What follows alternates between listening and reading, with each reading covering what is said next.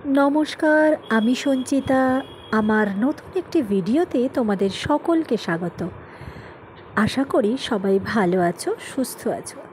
আজ আমি যে ভিডিও তোমাদের সামনে তুলে ধরলাম সেটা আমার মামার বাড়ি হুগলি জেলার এক গ্রামের কালী পুজোর রাতের কিছু অংশ তোমাদের সামনে তুলে ধরলাম। তো সেখানে মা কালী মা টাকার মালা দিয়ে সজ্জিত হয়ে থাকেন, মানে মানুষের মনস্কামনা পূর্ণ হলে মাকে টাকার মালা দিয়ে সজ্জিত করা হয়।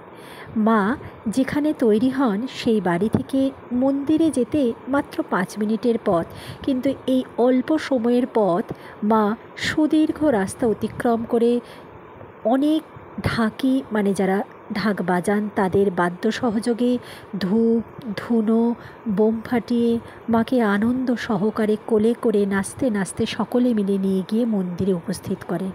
তো তারই কিছুটা অংশ তোমাদের সামনে তুলে ধরলাম। মন্দিরে যাওয়ার পথ এতই দীর্ঘ ছিল, মানে ভিড়ে ভর্তি ছিল, যার জন্য পৌঁছতে পারেনি।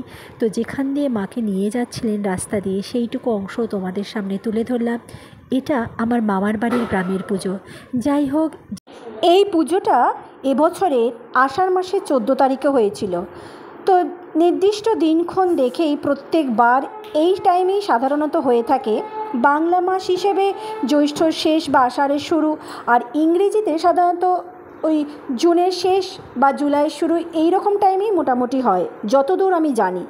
তো যে কথা বলছিলাম বোম ফাটানো, এই যে চলছে তখন বোম ফাটানো, প্রচুর বোম ফাটিয়ে মাকে এই অল্প রাস্তা, সুদীর্ঘ রাস্তা অতিক্রম করে মনে হয় নিয়ে যাওয়া হয়। যাই হোক, আমার ভালো লাগাটুকু তোমাদের সকলের সাথে শেয়ার করলাম যাতে তোমরা সকলে জানতে পারো। আশা করি ভালো লেগেছে। কে তোমরা কোথা থেকে দেখছো যদি জানাও বা লেখো, আমারও খুব ভালো লাগবে। বা ভালো লাগলো কিনা বিষয়টা তোমাদের, সেটাও জানালে আমি খুব ভালো লাগবে আমার। আজ তবে আসি।